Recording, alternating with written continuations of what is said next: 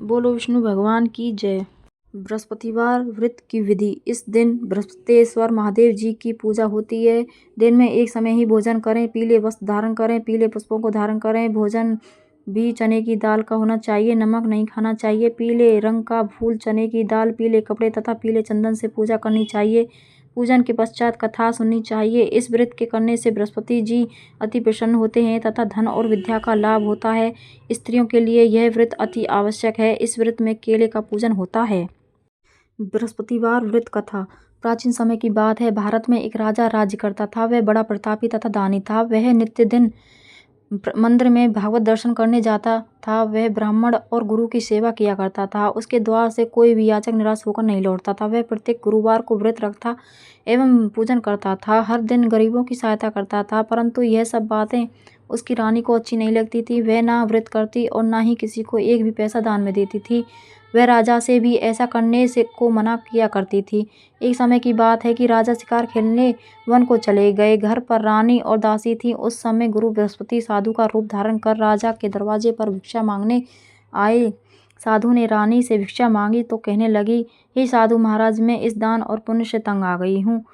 इस कार्य के लिए तो मेरे पतिदेव ही बहुत हैं। अब आप ऐसी कृपा करें कि सारा धन नष्ट हो जाए तथा मैं आराम से रह सकूं। साधु रूपी बृहस्पति देव ने कहा, हे देवी, तुम बड़ी विचित्र हो। संतान और धन से कोई दुखी नहीं होता है।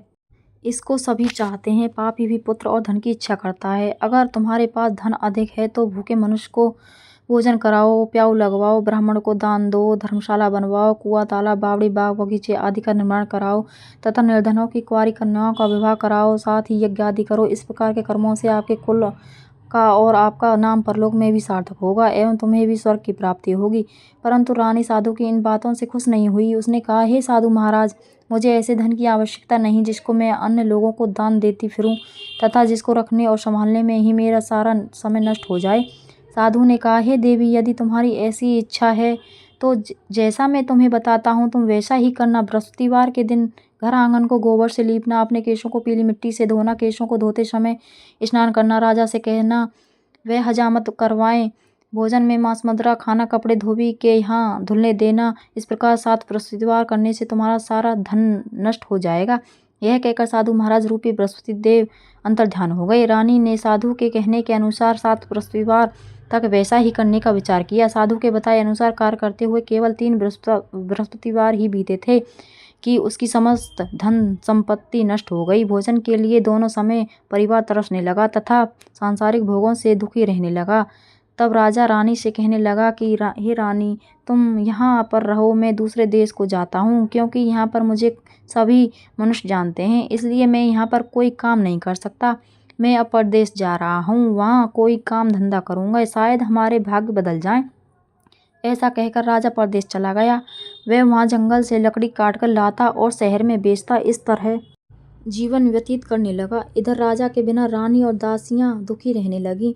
किसी दिन भोजन मिलता और किसी दिन जल पीकर ही रह जाती। एक समय रानी और दासियों को 7 दिन बिना भोजन के व्यतीत करने पड़े तो रानी ने अपनी दासी से कहा, हे दासी, यहाँ पास ही के नगर में मेरी बहन रहती है। वह बड़ी धनवान है।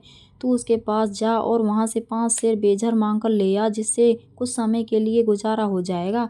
दासी रानी की बहन के पास गई। रानी की बहन उस समय पूजा कर रही थी। बृहस्पतिवार का दिन था। दासी ने रानी की बहन से कहा, हे रानी, मुझे आपकी बहन ने भेजा है, मुझे 5 सेर बेझर दे दो। दासी ने यह बात अनेक बार कही, परंतु रानी की बहन ने कोई उत्तर नहीं दिया, क्योंकि वह उस समय बृहस्पतिवार की कथा सुन रही थी। जब दासी को रानी की बहन से कोई उत्तर नहीं मिला तो वह बहुत दुखी हुई। उसे क्रोध भी आया। वह लौटकर रानी से बोली, हे रानी, आपकी बहन बहुत ही घमंडी है। वह छोटे लोगों से बात भी नहीं करती। मैंने उससे कहा तो उसने कोई उत्तर नहीं दिया। मैं वापस चली आई। रानी बोली, हे दासी, इसमें उसका कोई दोष नहीं है। जब बुरे दिन आते हैं तब कोई सहारा नहीं देता। अच्छे बुरे का पता विपत्ति में ही लगता है। जो ईश्वर की इच्छा होगी वही होगा। यह सब हमारे भाग्य का दोष है। उधर रानी की बहन ने सोचा कि मेरा बहन की दासी आई थी, परंतु मैं उससे नहीं बोली, इससे वह बहुत दुखी हुई होगी, अतः सुन और विष्णु भगवान का पूजन समाप्त कर वह अपनी बहन के घर आई और कहने लगी, हे बहन, मैं बृहस्पतिवार का व्रत कर रही थी। तुम्हारी दासी हमारे घर गई थी, परंतु जब तक कथा होती है तब तक हम लोग ना उठते हैं ना बोलते हैं, इसलिए मैं नहीं बोली। कहो दासी क्यों गई थी? रानी बोली, बहन, हमारे घर अनाज नहीं था। वैसे तुमसे कोई बात छिपी नहीं है, इस कारण मैंने दासी को तुम्हारे पास 5 सेर बेजल लेने के लिए भेजा था। रानी की बहन बोली, बहन देखो, बृहस्पति भगवान सबकी मनोकामना पूर्ण करते हैं। देखो, शायद तुम्हारे घर में ही अनाज रखा हो। यह सुनकर दासी घर के अंदर गई तो वहाँ उसे एक घड़ा बेझर का भरा मिल गया। उसे बड़ी हैरानी हुई, क्योंकि उसने एक एक बर्तन देख लिया था। उसने बाहर आकर रानी को बताया। दासी अपनी रानी से कहने लगी, हे रानी, देखो, वैसे हमको अब जब अन्न नहीं मिलता तो हम रोज ही व्रत करते हैं। अगर इनसे इस व्रत की विधि पूछ ली जाए तो हम भी कर लिया करेंगे। दासी के कहने पर रानी ने अपनी बहन से बृहस्पतिवार व्रत के बारे में पूछा। उसकी बहन ने बताया, हे रानी बहन, बृहस्पतिवार को सूर्योदय से पूर्व उठकर स्नान करके बृहस्पतिवार का व्रत करना चाहिए, लेकिन उस दिन सिर नहीं धोना चाहिए। बृहस्पतिवार के व्रत में चने की दाल और मुनक्कों से विष्णु भगवान का केले के वृक्ष की जड़ से पूजन करें तथा दीपक जलाएं। उस दिन एक ही समय भोजन करें। भोजन पीले खाद्य पदार्थ का करें तथा कथा सुने। इस प्रकार करने से गुरु भगवान प्रसन्न होते हैं, अन्न पुत्र धन देते हैं। इस तरह व्रत और पूजन की विधि बताकर रानी की बहन अपने घर लौट गई। रानी और दासी दोनों ने निश्चय किया कि वे बृहस्पति देव भगवान का पूजन जरूर करेंगी। 7 दिन बाद जब बृहस्पतिवार आया तो उन्होंने व्रत रखा। गुड़साल में जाकर चना और गुड़ बीन लाई तथा उसकी दाल से केले की जड़ से विष्णु भगवान का पूजन किया। अब भोजन कहाँ से आए? दोनों बड़ी दुखी हुईं, परंतु उन्होंने व्रत किया था, इस कारण बृहस्पतिदेव भगवान प्रसन्न थे। वे एक साधारण व्यक्ति के रूप में 2 थालों में सुंदर पीला भोजन लेकर आए और दासी को देकर बोले, हे दासी, यह भोजन तुम्हारे और रानी के लिए है, तुम दोनों करना। दासी भोजन पाकर बड़ी प्रसन्न हुई और रानी से बोली, रानी जी, भोजन कर लो। रानी को भोजन आने के बारे में कुछ पता नहीं था, इसलिए वह दासी से बोली, जा तू ही भोजन कर, क्योंकि तू ही हमारी व्यर्थ में हंसी उड़ाती है। दासी बोली, एक ही व्यक्ति अभी भोजन दे गया है। रानी कहने लगी, वह भोजन तेरे लिए ही दे गया है, तू ही भोजन कर। दासी ने कहा, वह व्यक्ति हम दोनों के लिए 2 थालों में भोजन दे गया है, इसलिए मैं और आप दोनों ही साथ साथ भोजन करेंगी। फिर दोनों ने गुरु भगवान को नमस्कार कर भोजन प्रारंभ किया। उसके बाद से वे प्रत्येक बृहस्पतिवार को गुरु भगवान का व्रत और पूजन करने लगी। बृहस्पति भगवान की कृपा से उनके पास धन हो गया, परंतु रानी फिर पहले की तरह से आलस्य करने लगी। तब दासी बोली, देखो रानी, तुम पहले भी इस प्रकार आलस्य करती थी, तुम्हें धन के रखने में कष्ट होता था, इस कारण सभी धन नष्ट हो गया। अब गुरु भगवान की कृपा से धन मिला है तो फिर तुम्हें आलस्य होता है। बड़ी मुसीबतों के बाद हमने यह धन पाया है, इसलिए हमें दान पुण्य करना चाहिए। तुम भूखे मनुष्य को भोजन कराओ, प्याऊ लगवाओ, ब्राह्मणों को दान दो, कुआं, तालाब, बावड़ी आदि का निर्माण कराओ, मंदिर पाठशाला बनवाकर दान दो, कुंवारी कन्याओं का ब्याह कराओ। धन को शुभ कार्यों में खर्च करो, जिससे तुम्हारे कुल का यश बढ़े तथा स्वर्ग प्राप्त हो और पितृ प्रसन्न हो। दासी की बात मानकर रानी ने इसी प्रकार के कर्म करने प्रारंभ किए, जिससे उनका काफी यश फैलने लगा। एक दिन रानी और दासी आपस में विचार करने लगी कि ना जाने राजा किस दशा में होंगे, उनकी कोई खोज खबर नहीं है। गुरु भगवान से उन्होंने प्रार्थना की और भगवान ने रात्रि में राजा को स्वप्न में कहा, हे राजा, उठ, तेरी रानी तुझको याद करती है, अब अपने देश को लौट जा। राजा प्रातःकाल उठकर जंगल से लकड़ियां काटकर लाने के लिए जंगल की ओर चल पड़ा। जंगल से गुजरते हुए वह सोचने लगा, रानी की गलती से कितने दुख भोगने पड़े। राजपाट छोड़कर उसे जंगल में आकर रहना पड़ा। जंगल से लकड़ियां काटकर उन्हें बेचकर गुजारा करना पड़ा। उसी समय उस जंगल में बृहस्पतिदेव एक साधु का रूप धारण कर आए और राजा के पास आकर बोले, हे लकड़हारे, तुम इस सुनसान जंगल में किस चिंता में बैठे हो, मुझे बतलाओ। यह सुन राजा के नेत्रों में जल भर आया और साधु की वंदना कर बोला, हे प्रभु, आप सब कुछ जानने वाले हैं।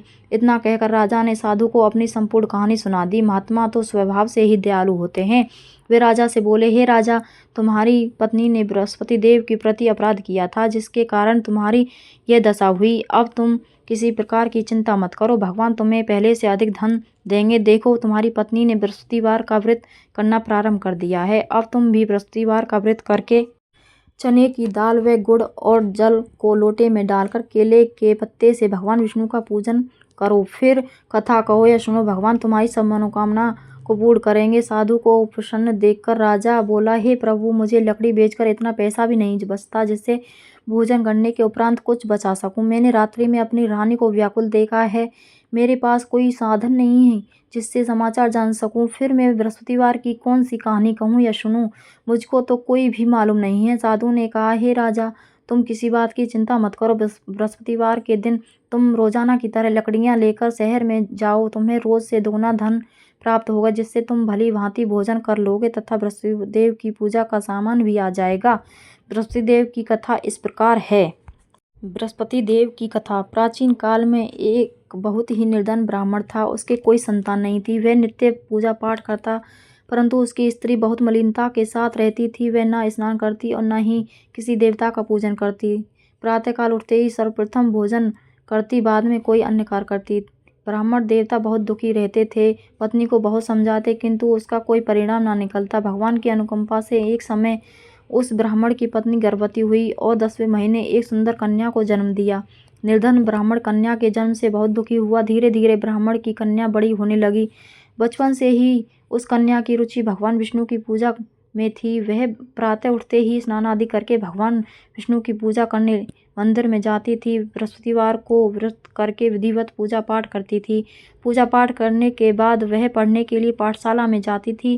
घर से चलते हुए वह मुट्ठी भर जौ साथ लेकर जाती और पाठशाला के रास्ते में थोड़े थोड़े जौ गिराती जाती थी। जब वह पाठशाला से घर लौटती तो जौ के वह दाने सोने के बदले हुए मिलते थे। लड़की सभी सोने के दाने बीन लाती थी। एक दिन जब वह सोने के दानों को साफ कर रही थी तो उसकी माँ ने कहा, बेटी, सोने के दाने साफ करने के लिए सोने का सूप भी होना चाहिए। अगले दिन बृहस्पतिवार था। उसने भगवान बृहस्पतिदेव की पूजा करते हुए प्रार्थना की, हे भगवान, यदि मैंने आपका व्रत विधिवत किया हो तो मुझे सोने का सूप दे दो। भगवान बृहस्पतिदेव ने उसकी मनोकामना पूरी करने का वचन दिया। पाठशाला से लौटते समय उसे रास्ते में सोने का सूप पड़ा हुआ मिला। घर लौटकर सोने का सूप अपनी माँ को दिखाकर वह सोने के दाने साफ करने लगी। उसी समय नगर का राजकुमार उसके घर के पास से गुजरा। उस सुंदर लड़की को सोने के सूप में जौ साफ करते देख राजकुमार उस पर मोहित हो गया। महल में लौटकर राजकुमार ने राजा से उस लड़की से विवाह करने की इच्छा प्रकट की तो राजा ने ब्राह्मण को महल में बुलाकर राजकुमार से उसकी लड़की के विवाह की बात कही। ब्राह्मण तैयार हो गया। धूमधाम से उस लड़की का विवाह राजकुमार से हो गया। दुल्हन बनकर ब्राह्मण की लड़की महल में चली गई। लड़की के चले जाने से ब्राह्मण फिर निर्धन हो गया। उसे कई कई दिन भोजन भी नहीं मिलता था। बहुत दुखी होकर ब्राह्मण एक दिन अपनी लड़की के पास गया। अपने पिता से निर्धनता का समाचार सुनकर उसे बहुत सा धन देकर पिता को विदा किया। उस धन से ब्राह्मण के कुछ दिन तो आराम से गुजर गए, लेकिन जल्दी ही फिर भूखे मरने की हालत हो गई। ब्राह्मण अपनी लड़की से धन लेने के लिए फिर महल में पहुंचा। लड़की ने पिता की बुरी हालत देखकर कहा, पिताजी, आखिर आप कब तक मुझसे धन लेकर जीवन यापन करेंगे? आप कोई ऐसा उपाय क्यों नहीं करते जिससे आपका घर धन संपत्ति से भर जाए? ब्राह्मण ने कहा, मैंने तेरी माँ को बहुत समझा लिया पर उसकी समझ में कुछ नहीं आता। उसका फूडापन नष्ट हो तो घर की निर्धनता भी दूर हो जाए। तब कुछ सोचकर लड़की ने पिता से कहा, पिताजी, आप कुछ दिनों के लिए माँ को मेरे पास छोड़कर जाओ। तब कुछ सोचकर ब्राह्मण पत्नी को लड़की के पास महल में छोड़ आया। लड़की ने अपनी माँ से कहा, माँ, तुम प्रातःकाल उठकर स्नान आदि करके भगवान बृहस्पतिदेव विष्णु जी की पूजा अवश्य करना। पूजा करने से तुम्हारी निर्धनता अवश्य दूर हो जाएगी। लेकिन उसकी माँ ने उसकी कोई बात नहीं मानी। तब क्रोधित होकर लड़की ने अपनी माँ को एक कक्ष में बंद कर दिया। सूर्योदय के समय माँ को उठाकर जबरदस्ती उसे स्नान कराया और फिर मंदिर में ले जाकर भगवान बृहस्पतिदेव की पूजा कराई। कुछ दिनों तक ऐसा करने से माँ की बुद्धि में परिवर्तन हुआ और वह स्वयं बृहस्पतिवार का व्रत रखने लगी। उसके व्रत रखने से ब्राह्मण के घर में भगवान विष्णु की अनुकंपा से धन की वर्षा होने लगी। दोनों पति पत्नी धन संपत्ति पाकर आनंदपूर्वक जीवन यापन करते हुए विष्णु धाम को चले गए। लकड़हारा बने राजा ने उन साधुओं से भगवान बृहस्पतिदेव की यह कथा सुनकर बृहस्पतिवार का व्रत करके भगवान विष्णु की पूजा की। उस दिन से उसके सभी क्लेश दूर हो गए। लेकिन अगले बृहस्पतिवार को कामकाज में अधिक व्यस्त रहने के कारण उसने भगवान बृहस्पतिदेव जी का व्रत नहीं किया। भगवान बृहस्पति देव लकड़हारे से क्रोधित हो गए और उसे भूल की सजा दी। उस दिन नगर के राजा ने नगर में घोषणा करके सबको सूचित किया, प्रत्येक नागरिक मेरे महल में भोजन करने आए, जो नहीं आएगा उसे अपराधी मानकर भारी दंड दिया जाएगा। लकड़हारा बने राजा ने उस नगर के राजा की घोषणा तो सुनी, लेकिन जंगल से लकड़ी काटकर लाने और उन्हें बेचने में देर हो जाने के कारण वह समय पर महल में भोजन करने नहीं जा सका। अतः राजा के सैनिक लकड़हारे को पकड़कर महल में ले गए। राजा ने उसे महल के एक कक्ष में बिठाकर भोजन कराया। उस कक्ष में एक खूंटी पर रानी का सोने का हार लटका हुआ था। लकड़हारा अकेला उस कक्ष में भोजन कर रहा था। तभी उसने एक आश्चर्यजनक घटना घटती देखी। देखते ही देखते वह खूंटी हार को निगल गई। थोड़ी देर बाद राजा ने हार को गायब देखा तो लकड़हारे को कारावास में डलवा दिया। लकड़हारा मन ही मन अपने भाग्य को कोसने लगा। तभी उसे जंगल में मिले साधु का स्मरण हो आया। थोड़ी देर में भगवान बृहस्पति देव सन्यासी के रूप में उसके सामने प्रकट हुए और कहा, हे लकड़हारे, तूने भगवान बृहस्पतिदेव की पूजा नहीं की, इसी कारण तुम्हें कष्ट हुआ है। लेकिन अब चिंता मत करो, बृहस्पतिवार के दिन कारागार के दरवाजे पर तुम्हें कुछ पैसे पड़े हुए मिलेंगे। उन पैसों से भगवान बृहस्पतिदेव का व्रत करके उनकी पूजा करोगे तो तुम्हारे सब दुख नष्ट हो जाएंगे। बृहस्पतिवार के दिन दरवाजे पर पड़े मिले पैसों से चना और गुड़ मंगवाकर लकड़हारे ने बृहस्पतिवार की कथा कही तो भगवान बृहस्पतिदेव ने प्रसन्न होकर उस नगर के राजा को स्वप्न में लकड़हारे को कारागार से मुक्त करने को कहा। सुबह राजा ने अपने कक्ष में आकर देखा तो खूंटी पर रानी का हार टंगा हुआ था। राजा ने लकड़हारे को मुक्त कर दिया और उसे धन और आभूषण देकर विदा किया। लकड़हारा बना राजा उस नगर से चलकर अपने नगर में पहुंचा तो उस नगर में कुएं, धर्मशाला, बाग बगीचे देखकर बहुत प्रसन्न हुआ। राजा ने किसी से पूछा, ये कुएं, धर्मशालाएं किसने बनवाई हैं? सबने उसे बताया कि ये सब रानी और उसकी दासी ने बनवाए हैं। राजा महल में पहुंचा तो रानी ने उसका भव्य स्वागत किया। तब राजा ने निश्चय किया कि सप्ताह में एक बार तो सभी बृहस्पतिदेव का व्रत तथा पूजन करते हैं, परंतु मैं प्रतिदिन व्रत किया करूंगा तथा दिन में 3 बार कथा कहा करूंगा। अब राजा हर समय दुशाले में चने की दाल बांधे रहता तथा दिन में 3 बार बृहस्पतिदेव की कथा कहता। कुछ दिन के बाद राजा को अपनी बहन की याद आई। एक दिन घोड़े पर सवार होकर राजा अपनी बहन से मिलने चल दिया। अभी राजा नगर के बाहर पहुंचा ही था कि उसने कुछ लोगों को एक शव को ले जाते देखा।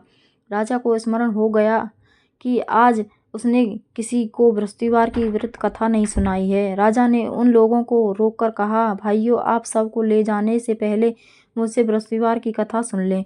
लोगों ने राजा पर क्रोधित होते हुए कहा, तुम पागल तो नहीं हो? लेकिन कुछ बड़े बूढ़ों लोगों ने कहा, अच्छा भाई, सब साथ चलते चलते तुम अपनी कथा भी सुना लो। राजा ने चलते हुए आधी कथा ही सुनाई थी कि सब हिलने लगा। राजा के पूरी कथा सुनाते ही सब उठकर बैठ गया। लोगों ने हैरानी से दांतों तले उंगली दबाई और अगले बृहस्पतिवार से भगवान बृहस्पतिदेव का व्रत करने का व कथा सुनने का निश्चय कर लिया। अब घोड़े पर सवार राजा चलते हुए एक किसान के पास पहुंचा। किसान अपने खेत में हल चला रहा था। राजा ने कहा, अरे भाई, मुझसे बृहस्पतिवार की कथा सुन लो। किसान झुंझलाकर बोला, अरे भाई, देख नहीं रहे, जितनी देर तक तुम्हारी कथा सुनूंगा उतनी देर में तो मैं पूरे खेत में हल चला लूँगा। राजा निराश होकर चलने लगा। तभी किसान के बैल लड़खड़ाकर जमीन पर जा गिरे। किसान के पेट में भी जोरों का दर्द होने लगा। उस किसान की पत्नी जब खाना लेकर आई तो उसने किसान से इस बारे में पूछा। किसान ने घुड़सवार की पूरी कहानी सुनाई। किसान की पत्नी दौड़ती हुई राजा के पास पहुंचकर हाथ जोड़कर बोली, भैया, मैं तुम्हारी कथा सुनने को तैयार हूँ। राजा ने उसके साथ खेत पर पहुंचकर बृहस्पतिवार की कथा सुनाई। तभी बैल उठकर खड़े हो गए। किसान के पेट का दर्द भी तुरंत ठीक हो गया। राजा अपनी बहन के घर पहुंचा तो उसकी बहुत आव भगत हुई।